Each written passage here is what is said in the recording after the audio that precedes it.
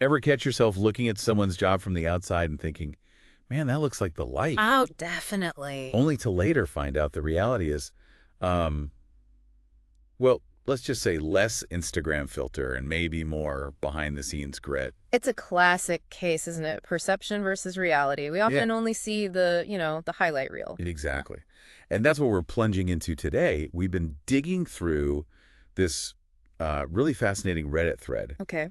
People were just spilling the tea on professions that don't quite live up to their sort of glamorous reputation. Ah, okay. I think I know the kind of thing. Yeah. And you wouldn't believe the range, musicians and academics, sure, but also like event planners, lawyers, Yeah. just all sorts of folks sharing what it's really like. It's a great reminder, though, isn't it, that every job, no matter how it looks, has its unseen challenges. Totally. And hearing directly from people in these roles, it gives us a much more, well, honest picture than we usually get from the outside. For sure. So our mission today is pretty simple. Mm. To give you the inside scoop, we're going to unpack these real-world experiences, peel back the layers of perceived glamour, and reveal the often surprising, sometimes demanding, and yeah, occasionally hilarious realities of these careers. Think of it as like a cheat sheet. Exactly. Your cheat sheet to understanding what these jobs truly involve. Okay, so where should we dive in first? Hmm. How about a profession practically synonymous with glamour? The touring musician. Ah, yes. The rock star fantasy. Right. Sold out shows, screaming fans, maybe a private jet or two floating around in the imagination. Totally. But one musician, their username was their real Kaiser, also known as Running from Satan. Quite the name. Okay. They spent 3 months touring in a van, and they painted this, well, much more down-to-earth picture. I bet. They described these incredible peaks like massive energetic crowds, meeting cool people, even crashing in a mansion once with all the fancy booze you could imagine. Wow, okay. That does sound pretty sweet on the surface. It does. But I'm guessing there's a flip side. What were some of the less glamorous months? Yeah. Oh, the pendulum swings hard. The very next day could be a grueling 10-hour drive while battling a hangover, Oof. playing a gig to an almost empty room, and then trying to get some sleep in a cramped van in a Walmart parking lot Oh, no. with their, shall we say, less than fresh bandmates, all fueled by cheap beer. The romance. And then, to top it off, finding out the next show is canceled, meaning, zero paycheck. Wow. That really highlights the extreme unpredictability, doesn't it? Yeah. That constant whiplash between those highs and lows must be just incredibly draining. It's clearly not just about the music itself. Not at all. And this musician also recounted this crazy, stressful story. Their van's transmission just gave up. Oh, nightmare fuel for a touring band. 3 hours from home on a Saturday morning, and they had a wedding DJ gig that evening. Oh, the pressure. Talk about a pressure cooker. They barely made it back, completely disheveled, apparently, thanks to a friend coming to the rescue. Wow.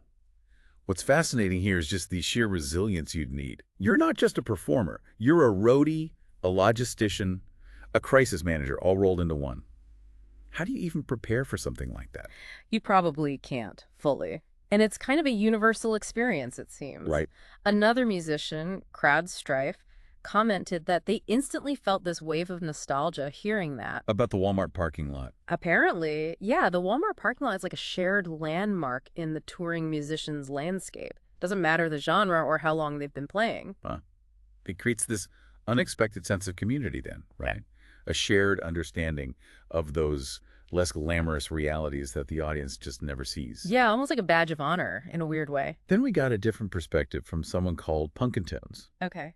They were in a relationship with a musician who had achieved a certain level of fame. Ah, interesting angle. And they brought up the less romantic aspects like dealing with narcissism, navigating complicated personal relationships, Yeah. the constant travel that strains connections, unreliable bandmates, and get this, the surprisingly low income from streaming. It just doesn't match the perceived success. Right. That really takes the shine off the rock star image. Definitely. It underscores the personal cost, doesn't it? Not just for the musicians themselves, but for their partners, their families. Yeah, the instability and the emotional toll can be really significant. Yeah. And often overlooked by fans. And then this user, EpicMo, just cuts through all the mythology with this gem. Backstage isn't some wild party. Uh-huh. Yeah. It's mostly overweight middle-aged men trying to find a comfortable position to sleep on top of their instrument cases. Oh, the visual. That's brilliant. Which, let's face it, is a far cry from the sex, drugs, and rock and roll fantasy we often see portrayed. That image is certainly more grounded in the everyday realities of touring. It's a good reminder that even in seemingly exciting fields, basic human needs like, sleep, often take precedence. And bow down to Bastulio, whose husband is a musician, really nailed the economic truth of it all. What'd they say? Basically, you're either a massive global superstar or nobody comes to your shows anymore, so you have to hustle and find other ways to actually earn a living. Wow, that's a pretty sobering assessment of the music industry for most artists today. Isn't it? It speaks to the significant challenges of making a sustainable income as a musician in this era of digital streaming and shifting audience habits. The competition must be immense. And even the folks working behind the scenes have a realistic view. Les Minimum 6987, a monitor engineer. Okay, yeah. Manages the sound the musicians hear on stage. Important job. Right. They chimed in to say that while they love their job, being on the road is definitely not a continuous party. I can imagine. It involves a huge amount of mental focus, emotional resilience, dealing with stressed performers, and physical labor setting up, tearing down. Mm-hmm. A lot goes into it. They did add that it's still awesome and fun a lot of the time, which is good to hear. The passion remains despite the hard work. It's important to remember that, right? Even with the tough aspects, there's often this deep love for the craft. True. But that passion doesn't just erase the less glamorous parts. It often fuels people to push through them. Well said. And Arfa Kidna, 1970, mentioned their brother-in-law, who is successful enough to tour in comfortable buses. Okay, so got some comfort there. Yeah, but still finds it incredibly difficult being away from his family for months at a time. Yeah. So even with some of the creature comforts, the fundamental sacrifices and challenges seem to persist. It seems so. That human cost is always there.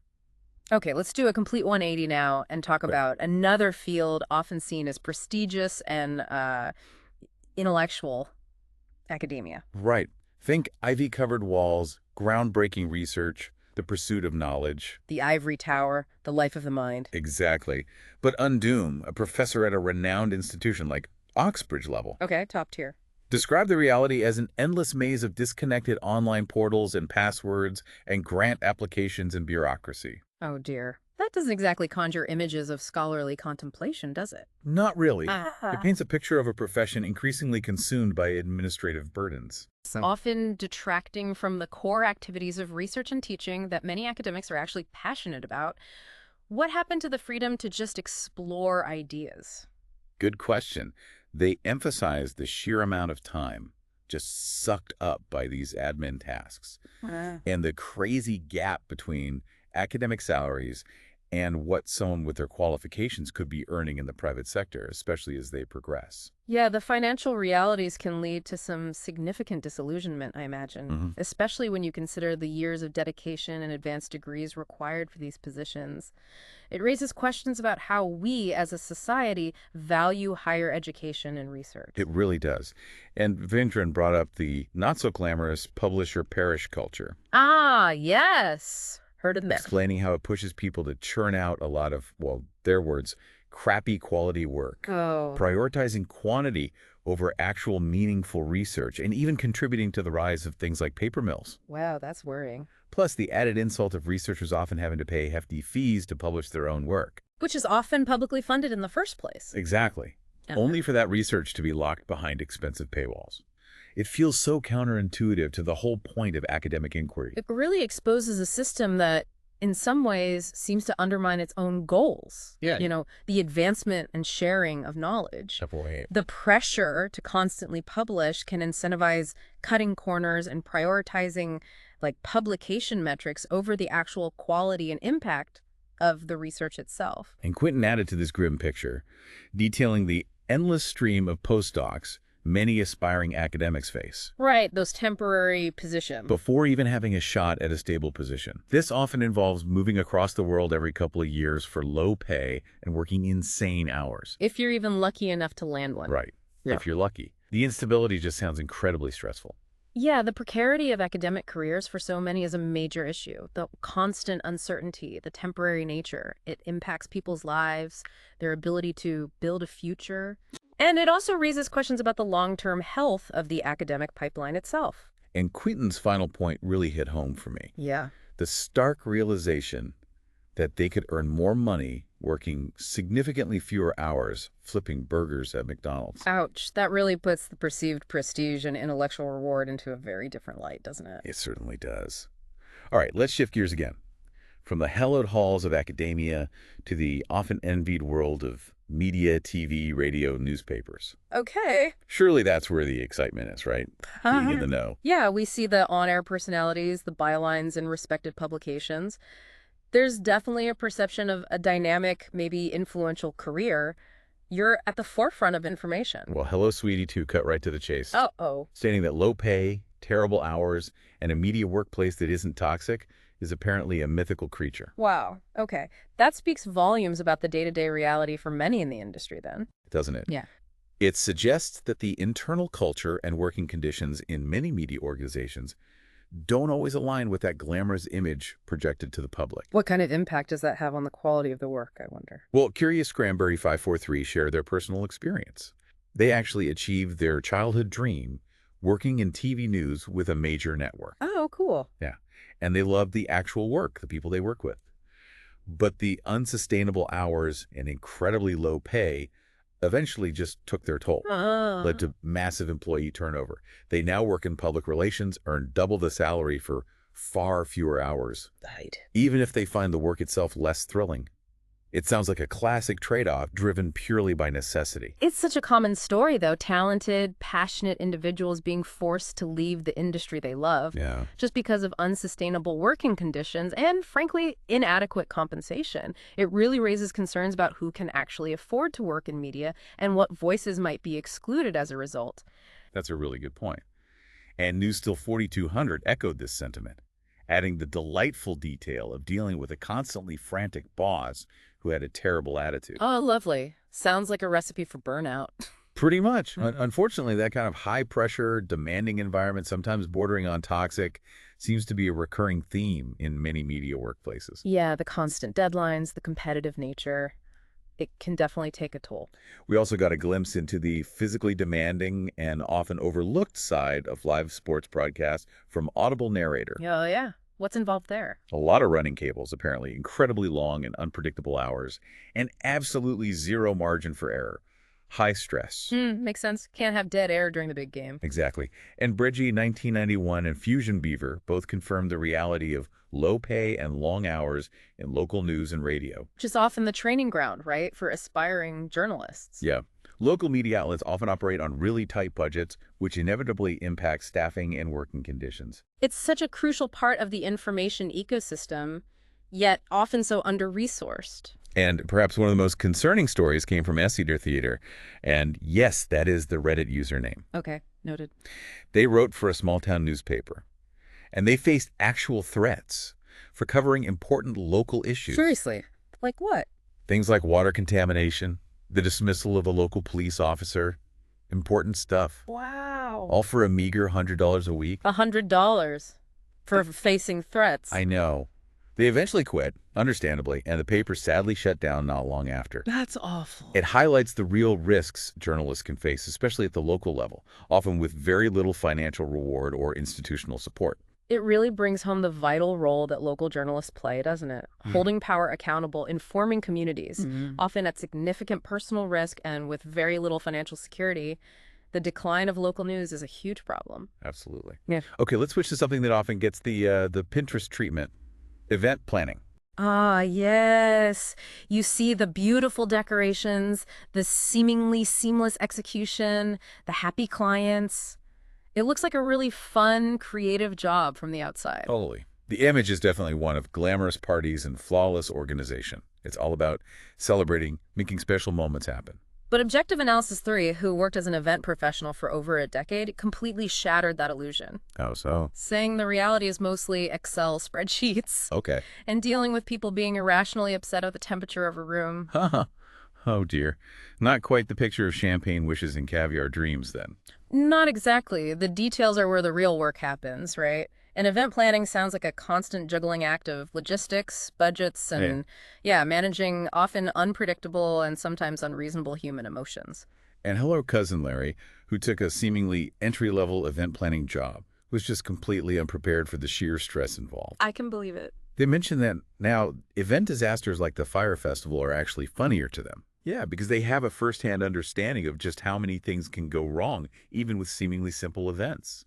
It's almost a form of dark humor born from experience. It must take a very specific type of person to thrive under that kind of pressure, and even then, burnout seems like a very real risk. Definitely. The constant need to be on and problem solve, it sounds exhausting. Alarmed Custard 6369, who worked on really large-scale events, described it as sheer insanity Wow. and a work hard, play hard culture that ultimately just leads to exhaustion. They mentioned getting lots of free tickets and VIP access when they were younger. Which seems glamorous at the time. Right. But now they find the constant stress just far outweighs those perks. It's interesting how perspective shifts with experience, isn't it? Mm-hmm. The allure of the perks can be strong, especially early in a career, but they often come at a significant personal cost. Health, well-being, personal time. Is that trade-off sustainable long-term? Probably not for most. Probably not. We also got some humorous but very telling examples of client expectations. Oh, do tell. 1840 Nauta recounted having clients literally Photoshop structural columns out of venue photos to try and fit more tables in, You kidding? and having to patiently explain basic principles of physics. Oh my goodness. And Prichika Sunrise, who works at a country club, constantly deals with wedding coordinators who want to block essential doorways or have head tables that are physically impossible to accommodate. It really underscores the need for strong communication skills, doesn't it? And the ability to manage expectations, sometimes just educating clients on basic reality. Yeah, it's a lot more than just picking out pretty decorations. Clearly. And Dastardly Slimpikins shared this incredibly frustrating experience Yeah. of not even being allowed to attend the events they spent months meticulously planning because they were deemed too junior. Oh, that's rough. That just sounds incredibly demoralizing.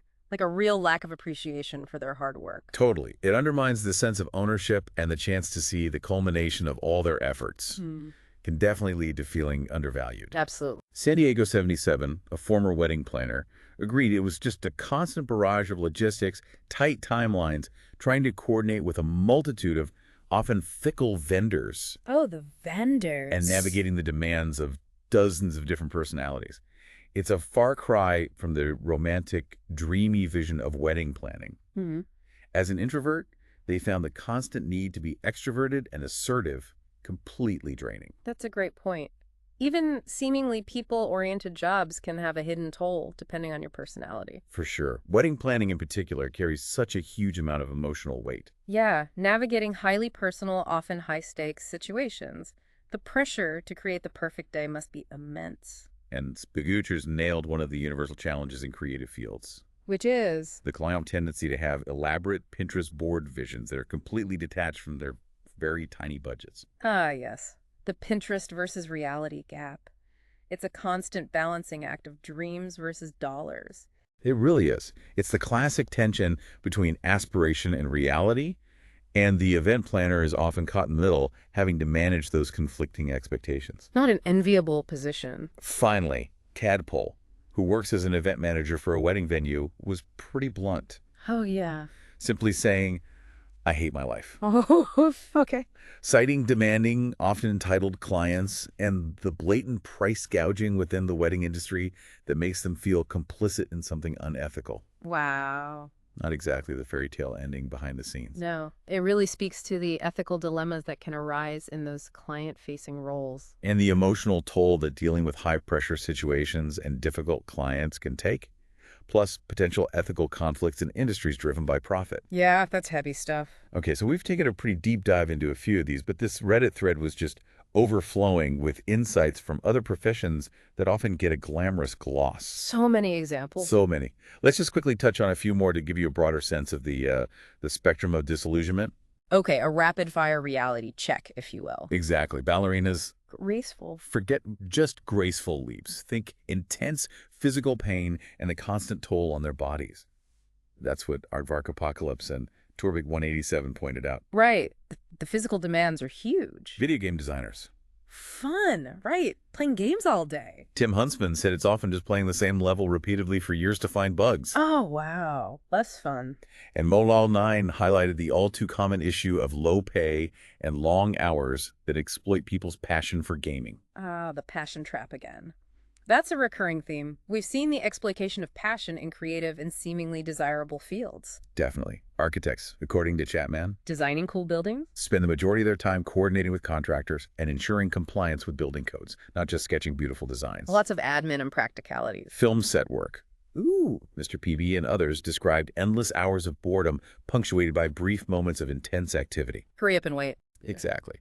Plus, the constant struggle to find the next job and navigating some rather large egos. Yeah, the film industry has this highly romanticized image, but for the vast majority working behind the camera, it's demanding and often precarious. Attorneys. Dramatic courtroom showdowns. As Valbravara048 and others shared, far fewer dramatic speeches and a whole lot more tedious reading and writing. So much reading. Constantly battling unrealistic client expectations, often dealing with surprisingly low pay and incredibly high stress. Apparently, feeling like your eyeballs are going to bleed from staring at documents is a common sensation, according to one user's lawyer parent. Ouch. Yeah, the legal profession, while often portrayed as glamorous and high stakes, involves a tremendous amount of meticulous, often unglamorous work. And the pressure to perform, the weight of responsibility, Yeah. must be significant. Veterinarians. Cute puppies and kittens all day. Sadly, not always. Listens to Whales and others mention the heartbreaking reality of guiding pet owners through difficult financial decisions. Oh yeah, that must be so hard. And the profound emotional toll of performing euthanasia. It's a profession with a surprisingly high rate of burnout and even suicide, tragically. It requires immense compassion and emotional resilience in the face of incredibly difficult, often tragic situations. The emotional burden is often underestimated. So true. Librarians, Quietly reading books. not so much. Antique Green and Dusk V733 detailed how they're often dealing with challenging public behavior, essentially acting as social workers, Yeah, libraries have become community hubs. and facing low pay despite needing advanced degrees. Apparently, dealing with people using library computers for questionable activities is also a common occurrence. Oh dear. Yeah, librarians often find themselves addressing a wide range of social issues far beyond the traditional perception of the role. Yes. Gourmet food, maybe some TV fame. According to Additional Spare 6322 and RBuilds 9616, it's more like enduring physically grueling long hours and often poor working conditions for very little pay. Tough environment. Scientific researchers. Chicken and Elf shared they often spend more time in meetings and filling out paperwork than actually conducting experiments. More bureaucracy. And the pace of scientific discovery can be surprisingly slow and bureaucratic. Yeah, many research roles involve significant administrative overhead.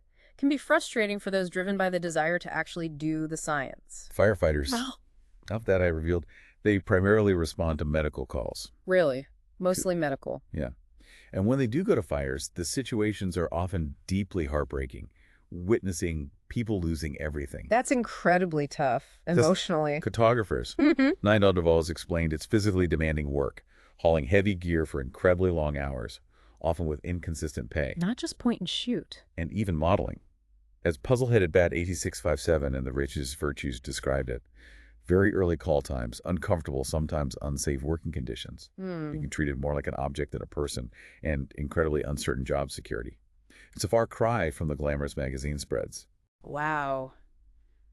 Across this incredibly diverse range of professions, the consistent themes that emerge are just striking. Right. That significant gap between public perception and lived reality, the often grueling physical and emotional demands, and the frequently challenging economic realities that so many face. So as we bring this deep dive to a close, the overwhelming takeaway seems to be exactly that, this significant chasm that often exists between the idealized, glamorous portrayal of so many different professions and the often demanding, unglamorous realities of the day-to-day work. And while it's abundantly clear that many individuals working in these fields are deeply passionate and dedicated to what they do, Absolutely. it's just absolutely crucial to have a realistic understanding of the often hidden challenges and sacrifices involved. And that's where you, our listener, come in. Did any of these behind-the-scenes realities surprise you? Has Yes. hearing these firsthand accounts maybe shifted your perspective on a profession you might have once admired from afar? This whole exploration really encourages us to look beyond that surface level image, doesn't it? It really does. And appreciate the complexities and the often unseen labor that goes into so many different kinds of work. Perhaps the true glamour, if you can call it that, lies not in the superficial perception of a job, Right. but rather in the dedication, the resilience, and the sheer hard work of the people who do it, often working tirelessly behind the scenes, far removed from any spotlight. Well put. So the next time you encounter someone in one of these seemingly glamorous professions, Yeah. maybe take a moment to consider the unseen efforts that truly underpin their work.